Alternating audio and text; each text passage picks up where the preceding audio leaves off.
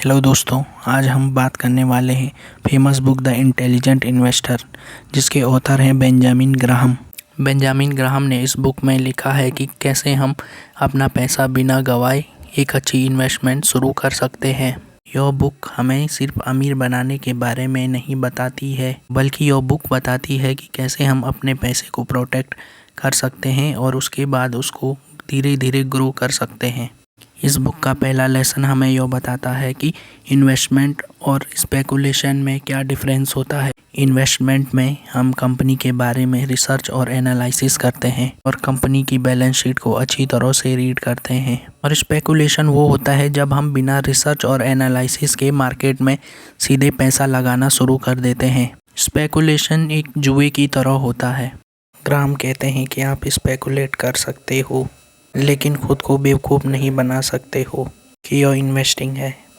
इसका दूसरा लेसन है मार्जिन ऑफ सेफ्टी। इसका मेन रूल यह है कि हमें कोई भी एसेट उसके इंट्रिंसिक वैल्यू के कम रेट पर खरीदना चाहिए, और इंट्रिंसिक वैल्यू रियल वैल्यू होती है कंपनी की, और जो शेयर प्राइस होता है वो कंपनी की रियल वैल्यू नहीं होती है। आइए इसे एग्जाम्पल से समझते हैं। माना एक कंपनी के एक शेयर का प्राइस 100 रुपये है, पर हमारा एम यह होना चाहिए कि हम उस शेयर को 70 से 80 रुपये में खरीदें। अब आप सोच रहे होंगे कि इससे हमें क्या फ़ायदा होगा।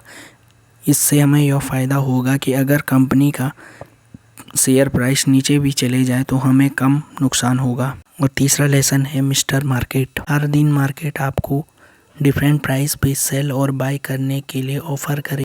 स्मार्ट इन्वेस्टर इस मोड को हमेशा इग्नोर करते हैं। वे मार्केट में तभी खरीदते और बेचते हैं जब प्राइस अट्रैक्टिव रहता है। तीसरा लेसन है डिफेंसिव और एंटरप्राइजिंग इन्वेस्टर। जो डिफेंसिव इन्वेस्टर होते हैं वे हमेशा मिनिमल एफर्ट को प्रायोरिटाइज करते हैं। उन्हें इंडेक्स फंड, बॉन्ड्स और ब्लू चिप स्टॉक में इन्वेस्ट करना चाहिए और मार्केट की टाइमिंग को अवॉइड करना चाहिए।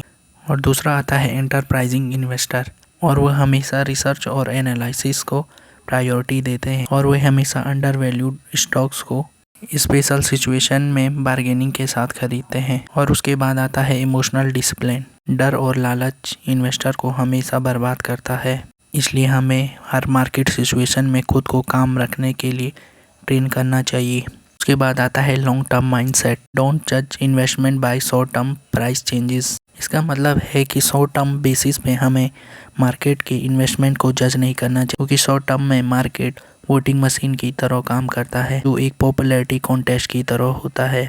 और लॉन्ग रन में ये एक वेइंग मशीन की तरह काम करता है, जो रियल बिजनेस वैल्यू को मेज़र करता है। How to apply Graham's advice today. तो आज हम देखेंगे कि हम ग्राम की एडवाइस को कैसे अप्लाई कर सकते। पहला है नो योर टाइप। आप डिफेंसिव है कि एंटरप्राइज। दूसरा है डाइवर्सिफाई। आप अपनी इन्वेस्टमेंट को डाइवर्सिफाई कर सकते हैं, जिससे रिस्क रिड्यूस हो जाएगा। Avoid hype stocks if everyone talking about it. मतलब जिस स्टॉक के बारे में सब बात कर रहे हों उसे हमें अवॉइड करना चाहिए। आपको उसे तरीके से रिव्यू करना भी एडजस्ट करना चाहिए जब उसकी वैल्यू चेंज हो, ना कि मार्केट न्यूज़ के बेसिस पर। वॉरेन बफेट ने इस बुक के बारे में कहा है कि यह बुक इन्वेस्टिंग के बारे में अब तक लिखी हुई सबसे बेस्ट बुक है।